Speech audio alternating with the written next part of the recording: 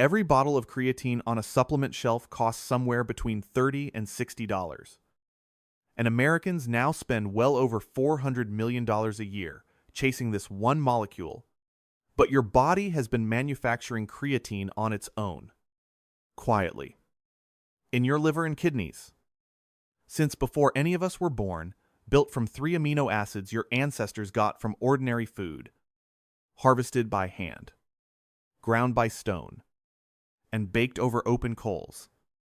Long before there was a supplement aisle, there were threshing floors in the ancient Near East where these same building blocks showed up in bread, in stew, in roasted grain, passed hand to hand at the end of a long day's labor.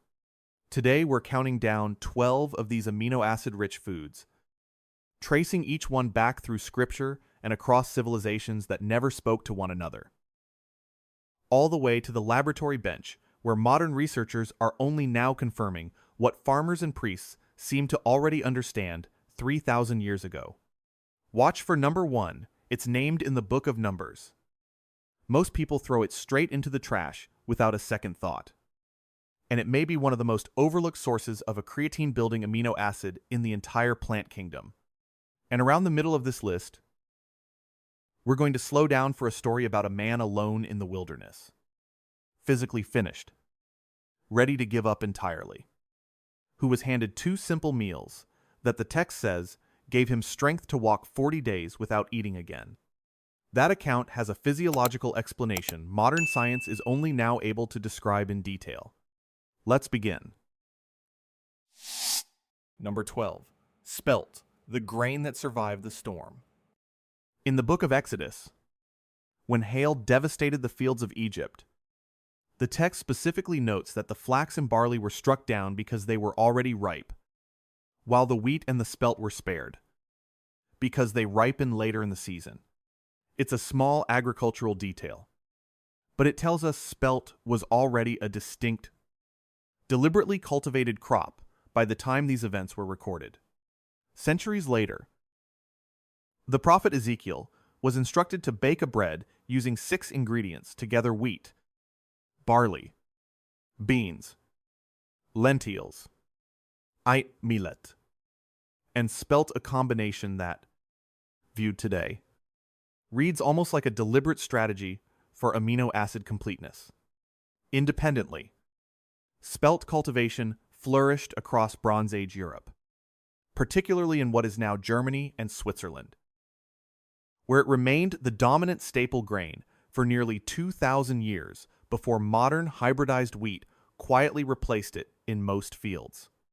What most people never learn is that spelt's tough outer husk, the very thing that made it harder to mill and eventually caused farmers to abandon it, is also what protected its nutrient core from oxidation for centuries. In storage, grain pits in alpine Europe have yielded spelt kernels still viable after being sealed for well over 100 years. Spelt contains a meaningful profile of arginine and glycine, the 2 amino acids your kidneys combine as the first step of creatine synthesis, along with roughly twice the fiber content of modern refined wheat. Research on ancient grain varieties, published in nutrition journals, has found spelt retains a more favorable mineral-to-phytate ratio than modern hybridized wheat, meaning more of its magnesium and zinc are actually absorbed rather than bound up and excreted, with results researchers consider worth exploring further. Soak whole spelt berries for 8 hours. Then simmer them gently for about 40 minutes until they turn tender, but still hold a slight chew. The grain has a faintly sweet, nutty taste that modern wheat has largely bred out of itself. The people baking with spelt 3,000 years ago weren't measuring amino acids. They were measuring what kept a household strong through a hard winter. And the chemistry is only now catching up to explain why it worked. Number 11. Millet, the grain of the exile bread. Millet appears by name in that same passage from Ezekiel, one of 6 grains baked together into a single loaf during a period of siege and scarcity, a bread deliberately engineered, the text implies, to sustain the body when little else was available. What's notable is that millet shows up independently as a survival staple in cultures that had no contact whatsoever with the ancient Near East. In northern China, millet was the primary grain of the Yellow River civilizations for thousands of years, predating rice cultivation in that region by a considerable margin. Across the Sahel in West Africa, millet remains a dietary anchor precisely because it tolerates drought better than almost any other cereal crop. Three separate agricultural traditions, arriving at the same grain, for the same reason of resilience under scarcity. A detail rarely discussed outside grain science circles is that millet is one of the only cereals classified as alkaline-forming rather than acid-forming once digested, a property some traditional Chinese medicine texts specifically link to easier digestion in the elderly and the convalescent. Millet provides a respectable amount of methionine, the amino acid responsible for the second step of creatine synthesis in the liver, along with magnesium levels around 175 milligrams per cooked cup, which is unusually high for a cereal grain. A study on gluten-free ancient grains found millet's protein digestibility comparable to that of wheat, with the added benefit of being naturally free of gluten entirely. Toast the dry millet in a dry pan for 2 or 3 minutes before adding water, this single step, often skipped, brings out a nutty depth that plain boiled millet never develops. Then simmer covered for about 20 minutes until fluffy. 3 separate civilizations kept choosing this grain when survival was on the line. That is not a coincidence. A laboratory needed to explain to farmers first. Number 10. Flaxseed, the fiber Rahab hid beneath. In the book of Joshua, when Rahab conceals the 2 Israelite spies on her rooftop, the text specifies exactly what she covered them with stalks of flax, laid out to dry in the sun. It's a detail easy to miss, but it tells us flax was already a common household crop in Jericho, grown both for its fiber, which became linen, and for its seed, which was pressed for oil. Independently, flax cultivation reaches back even further in Mesopotamia, where archaeological seed deposits date to roughly 8,000 years ago, and separately again among the ancient Egyptians, who used flax oil both as food and as an embalming agent, a civilization that clearly understood something about its preservative and protective properties, even without the biochemistry to explain it. A lesser-known thread runs through ancient Gaul as well, where Celtic communities cultivated flax specifically for a porridge fed to nursing mothers, a practice recorded by Roman observers who noted, without understanding why, that it seemed to shorten recovery time after childbirth. Flaxseed contributes arginine and glycine to the creatine pathway, but its more distinct contribution is alpha-linolenic acid, a plant-based omega-3 that your body converts into anti-inflammatory compounds. Chronic, low-grade inflammation is one of the primary factors that degrades muscle tissue over time. And a study in the American Journal of Clinical Nutrition found that regular flaxseed intake meaningfully reduced C-reactive protein, the blood marker doctors use to track systemic inflammation. Flax also contains lignans, plant compounds with antioxidant activity that whole flaxseed retains far better than the pre-ground flour sold on most store shelves. Since grinding exposes the oil-rich interior to oxygen and light almost immediately, grind whole flaxseed fresh in a coffee grinder, never eat it whole. Since it passes through the body largely undigested, and stir 1 tablespoon into warm oatmeal or a morning smoothie, ideally within a day or 2 of grinding. Rahab's rooftop crop wasn't just fiber for weaving. It was quietly doing metabolic work no one in that era had language for yet. Number 9. Almonds, the fruit of the budding staff. When the 12 tribal leaders of Israel each placed a staff before the tabernacle overnight, it was Aaron's staff, and only Aaron's, that the text says sprouted, budded, blossomed, and bore ripe almonds by morning, a sign meant to settle a dispute over priestly authority once and for all. Almonds appear again, much earlier, in Genesis, when Jacob sends almonds and pistachio nuts south into Egypt as part of a carefully chosen gift meant to secure his son's safety, a nut valuable enough to function almost as currency in a moment of family crisis. Independently, the same tree shows up as a symbol of vigilance and endurance across Persian and later Greek tradition, prized specifically for the way it blossoms earliest of any fruit tree each spring, often while frost still lingers on the ground. What's less commonly known is that the Hebrew word for almond, shaked, is built from the same root as the word meaning to watch or to be alert. The tree's early blooming made it a natural symbol for wakefulness, and several prophetic texts use the almond branch specifically as a wordplay on watchfulness. Almonds provide roughly 5 grams of arginine per 100 gram serving, among the higher concentrations of any tree nut, along with meaningful glycine. They're also one of the richest whole food sources of vitamin E, specifically alpha-tocopherol, which protects the fatty membranes of muscle cells from oxidative damage during and after physical exertion. Research published in nutrition science journals has linked regular almond consumption to measurably reduced post-exercise inflammation markers compared to matched control groups. Soak raw almonds in water overnight. Then slip off the skins the next morning. This single step neutralizes much of the tannic acid that otherwise binds minerals and blocks their absorption, meaning a soaked almond delivers meaningfully more usable magnesium and zinc than a dry roasted one from a bag.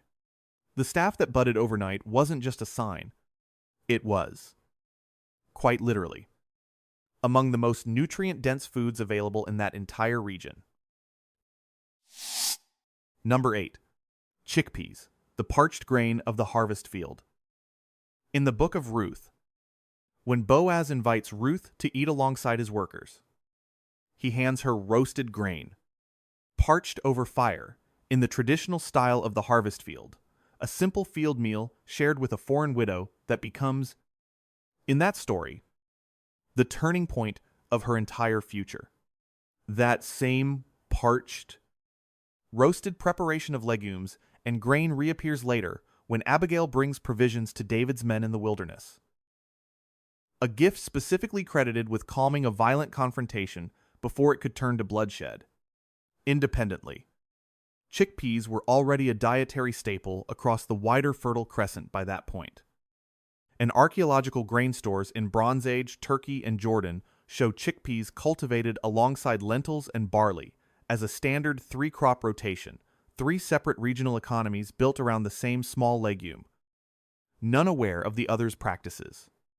A detail worth noting is that ancient Roman writers referred to chickpeas by a name later borrowed for a prominent political family, the Cicero line, whose ancestor was said to have a facial mark resembling a chickpea, a small historical curiosity that shows just how embedded this legume was in everyday Mediterranean life.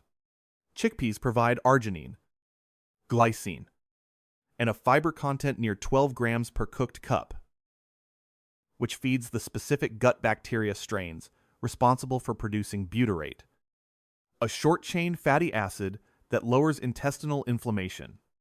Reduced gut inflammation correlates, in multiple studies, with improved systemic recovery after physical exertion, a connection researchers are still mapping in detail. A study in a nutrition and metabolism journal found that regular legume intake in older adults was associated with meaningfully greater retained muscle mass, independent of total protein consumed. Dry roast cooked chickpeas at 400 degrees for about 25 minutes. Tossed only lightly in oil, until the outside turns audibly crisp.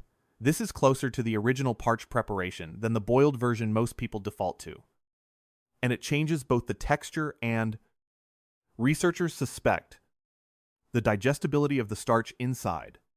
What Boaz handed Ruth in that field wasn't a casual gesture. It was, by the standards we now understand, one of the more complete foods available to a harvest laborer of that era. Number 7. Barley, the bread that carried a man 40 days. This is the story I promised you. In the 19th chapter of 1 Kings, the prophet Elijah is in collapse. He has just confronted and defeated the prophets of Baal on Mount Carmel, an act of enormous physical and nervous exertion. And now he is fleeing for his life into the wilderness. Alone. Exhausted. Telling God he wants to die. He lies down under a solitary broom tree and sleeps. The text says an angel touches him, wakes him. And there beside his head is a cake baked on hot coals and a jar of water. He eats, drinks, and lies back down. The angel returns a second time, touches him again, and says plainly, "Eat, because the journey ahead is too much for you." On the strength of that second meal, the text tells us, he walks 40 days and 40 nights to the mountain of Horeb without eating again. Picture the scene for a moment. The desert sun overhead. The ground still radiating the day's heat even as night falls. A man who has just spent everything he has, physically and emotionally, curled beneath the thin shade of a single broom tree, past the point of caring whether he lives. And then, not a vision. Not a voice from the whirlwind, but a hand on his shoulder and a plate of ordinary food. Read as physiology rather than only as narrative. This passage describes something remarkably specific. A man who has just undergone extreme exertion, followed by extreme psychological stress, is in a state of profound dehydration and glycogen depletion. His muscles have burned through their stored energy, and without water and without electrolytes. That kind of collapse can become dangerous within hours. That isn't just poetry. That's a description of a body in acute metabolic crisis. And the intervention it receives is precise. A cake baked on coals. In that region and period, would almost certainly have been a barley flatbread. Barley was the staple grain of the poor and of travelers, precisely because it could be baked quickly over open coals without an oven. Ready within minutes rather than hours. Barley provides a complete enough amino acid contribution to support creatine synthesis, along with soluble beta-glucan fiber that stabilizes blood sugar release over several hours rather than delivering a spike and a crash, paired with water and rest. A barley cake is, in caloric and mineral terms, close to an ideal recovery meal for a body in acute depletion-sustained glucose. Replenish sodium and potassium from the accompanying water, and the amino acid base to begin restoring what exertion had stripped away. The research on barley's beta-glucan content and its effect on sustained glycemic response is well established today, with results consistent enough that some regulatory bodies recognize beta-glucan's role in blood sugar management on food labeling. The Wilderness account described the outcome 3,000 years before anyone could explain the mechanism behind it.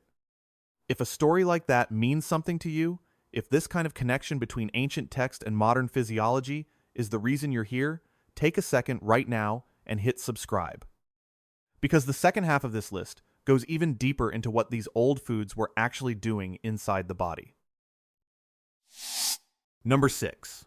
Wheat, the single grain that falls to multiply. In the Gospel of John, Jesus uses a single image to describe his own death, a grain of wheat that falls into the ground and, unless it dies, remains only one grain, but if it dies, it produces many. It's one of the most quoted agricultural metaphors in the entire New Testament. And it works specifically because everyone hearing it understood wheat cultivation intimately, down to the smallest detail of planting and harvest. Centuries earlier, wheat harvest is the entire backdrop of the book of Ruth. And the Song of Solomon compares a woman's waist to a heap of wheat, a grain woven so thoroughly into daily life that it became a natural metaphor for abundance itself. Independently, wheat domestication traces back roughly 10,000 years to the same broad, fertile crescent region. then spreads on entirely separate timelines into the Indus Valley and later into Europe, becoming, in each place it landed, the dominant cultivated grain of its civilization. A detail almost no modern eater knows is that ancient wheat varieties, including einkorn and emmer, carried roughly double the protein content of the dwarf wheat varieties, bred for high yield after the mid-20th century, a trade-off made almost entirely in favor of volume over nutrient density. Whole wheat, not the refined flour that dominates modern bread, provides notable glycine and moderate arginine, along with selenium, a trace mineral that functions as a cofactor for glutathione peroxidase, one of the body's primary internal antioxidant enzymes. Refining wheat into white flour strips away the bran and germ layers, where most of this mineral content is concentrated, a processing step that didn't exist for most of wheat's cultivated history. A study comparing whole grain to refined grain consumption found meaningfully higher circulating selenium and zinc levels in whole grain consumers, with researchers noting the difference was almost entirely attributable to the discarded bran layer. Choose whole berries over flour when you can cook them the same way you would barley. Simmered 45 minutes until tender with a pleasant chew. And use them as a base for a savory bowl rather than reaching for bread made from stripped flour. The single grain that falls and multiplies was, nutritionally, carrying far more inside its husk than the flour we've reduced it to today. Number 5. Broad beans, the gift that fed a fleeing king. When King David flees Jerusalem during his son Absalom's rebellion, 3 men bring provisions to him and his exhausted followers in the wilderness beds. Bassins, wheat, barley, flour, roasted grain, and specifically beans and lentils, along with honey, curds, and sheep. It's one of the most detailed food lists in the entire Hebrew Bible, offered at a moment of genuine physical crisis, to men described explicitly as hungry, weary, and thirsty from the wilderness.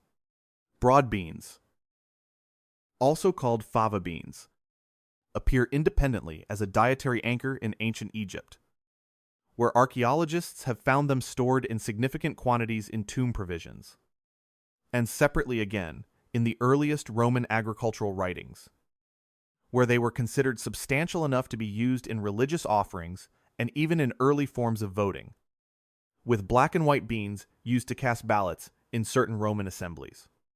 Broad beans provide meaningful arginine and glycine, along with an unusually high concentration of levodopa, a compound more commonly discussed today in the context of dopamine metabolism, though its role in this food is still an area of ongoing research rather than settled science.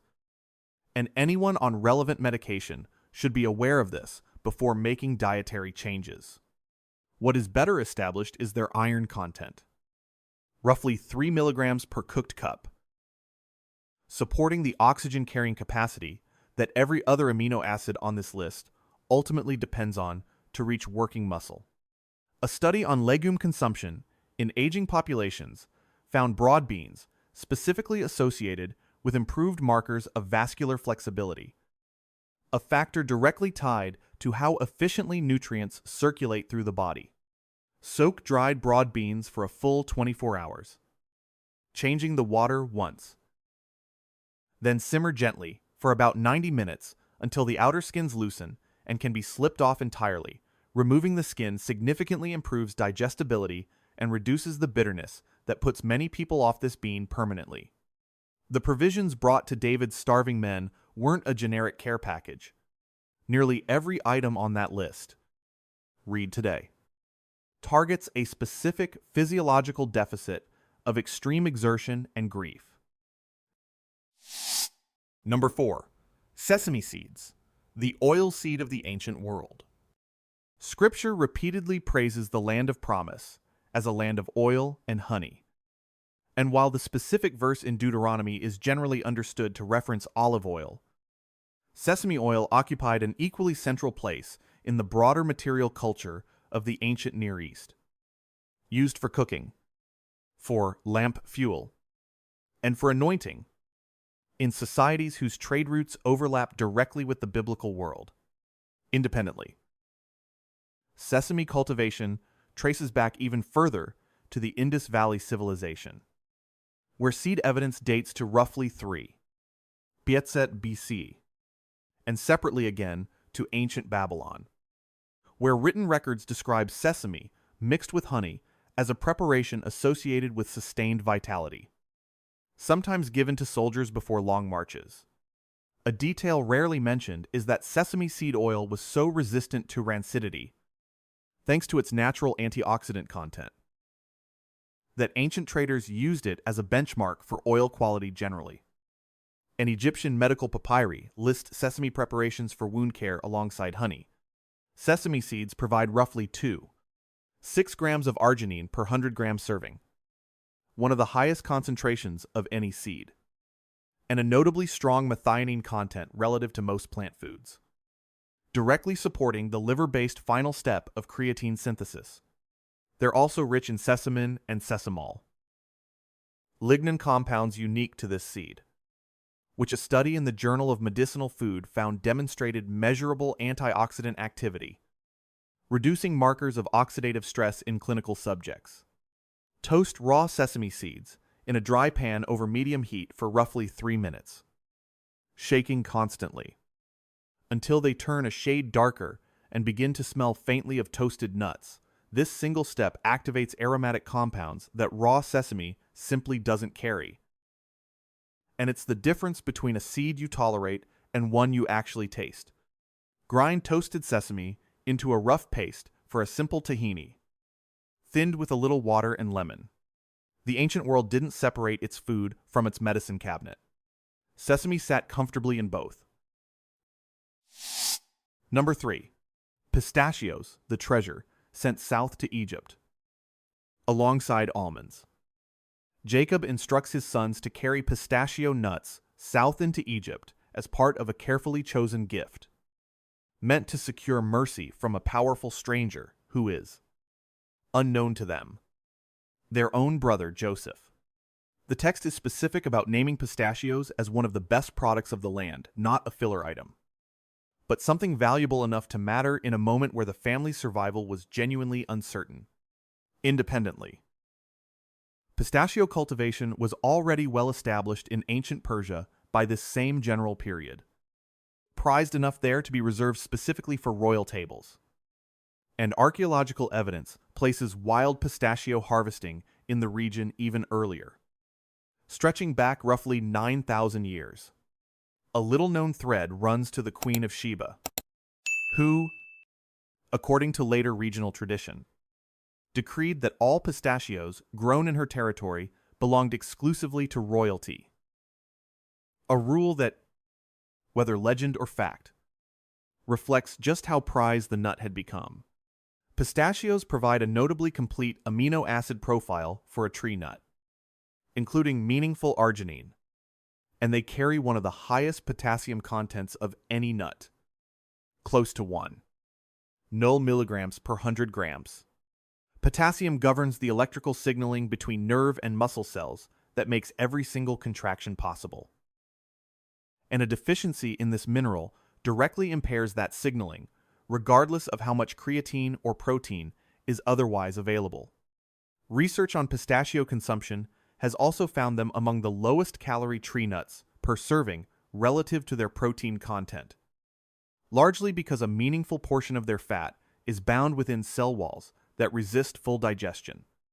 By pistachios in the shell rather than pre-shelled, the extra few seconds of work per nut has been shown in behavioral studies to naturally slow consumption and improve portion awareness, alongside the fact that shelled nuts oxidize and lose potency far faster once exposed to air. What Jacob sent south wasn't sentimental. It was, by the material standards of his own time, among the most valuable food items his household could offer. Number 2. Lentils, the stew that changed an inheritance. In one of the most consequential meals recorded anywhere in Scripture, Esau returns from the field, exhausted, and trades his entire birthright, his inheritance as the firstborn son, for a single bowl of red lentil stew his brother Jacob has prepared. The text lingers on the detail. It's specifically red lentils, specifically stew. And Esau's hunger is described in terms severe enough that later interpreters have generally understood him to have been in genuine physical distress, not casual craving. Independently, lentils appear as tomb provisions in ancient Egypt, considered important enough to accompany the dead into the afterlife, and separately again as a documented ration for Roman soldiers on campaign, whose isotopic bone analysis confirms a diet built substantially around legumes rather than meat. A detail worth adding is that lentils are among the very few crops that improve the soil they grow in. Fixing nitrogen through bacteria in their root nodules, ancient farmers noticed this without any concept of soil chemistry, and rotated lentil crops, specifically to keep fields productive, a practice mirrored independently in agricultural texts from Han Dynasty China. Lentils provide roughly 3 grams of arginine per cooked cup, along with glycine, iron, and folate, the last two of which support red blood cell production and therefore oxygen delivery to every working muscle in the body. Their fiber content feeds gut bacteria that produce short-chain fatty acids linked, in research published in the British Journal of Nutrition, to better maintain muscle mass in aging adults. Independent of total protein intake, red lentils require no soaking and cook in under 20 minutes at a bare simmer watch for the moment they shift from a firm orange to a soft, almost golden color and begin to break down slightly at the edges, which is the visual signal they're ready. A meal this simple, this fast to prepare, was significant enough to alter the entire trajectory of a biblical family line. It was clearly doing more for Esau's body in that moment than a bowl of stew is generally given credit for. Number 1. Melon seeds, the craving from the wilderness that most people throw away. In the book of Numbers, the Israelites, newly free and now wandering, begin to weep for the food they left behind in Egypt, naming a specific list: fish, cucumbers, leeks, onions, garlic, and melons. It's a passage usually read for its complaint, but the food list itself is precise. And melons, part of the same botanical family as pumpkins and squash, were clearly common and memorable enough in the Egyptian diet to be named specifically among the things most missed. What almost no one realizes is that the seeds inside a melon, from the same cucurbit plant family as pumpkin, are structurally similar to pumpkin seeds in their nutritional profile. And yet, in nearly every modern kitchen, they're scraped out and discarded without a second thought, rinsed down the drain along with the pulp. Independently, cultures across West Africa have long dried and ground melon seeds into a protein-rich paste called egusi, used as a soup base for centuries, entirely separate from any Near Eastern tradition, converging on the same discarded part of the same plant family for the same nutritional reason. A separate and lesser-known thread comes from Central Asia, where dried melon seeds were traditionally carried by travelers along Silk Road trade routes as a compact, shelf-stable snack, valued precisely because they held up over long journeys where fresh food could not.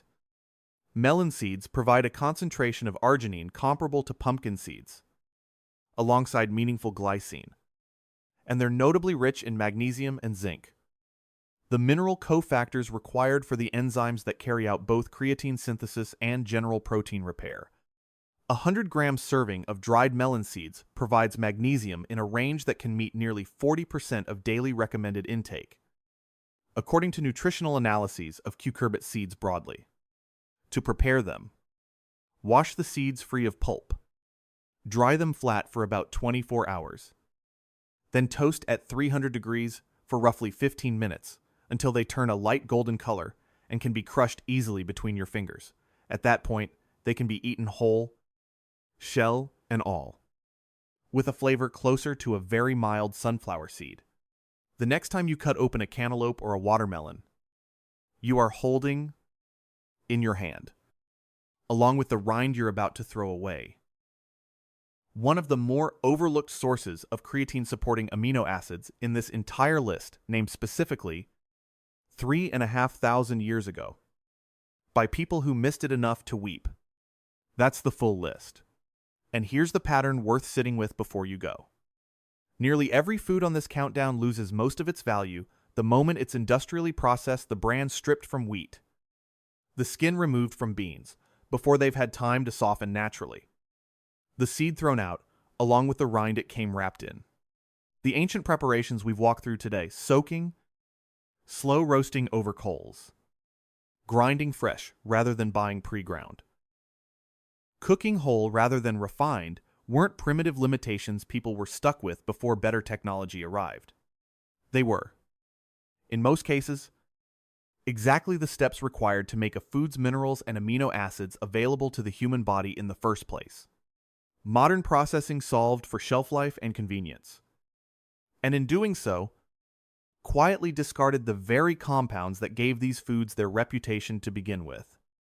That's the real thread, connecting a barley cake in the wilderness to a bowl of parched grain in a harvest field to a handful of seeds most of us have never once considered eating. The value was never just in the ingredient. It was in the whole, unprocessed integrity of the thing prepared with time, not stripped for speed. The question worth carrying with you after this video ends isn't which of these 12 foods to add to a shopping list.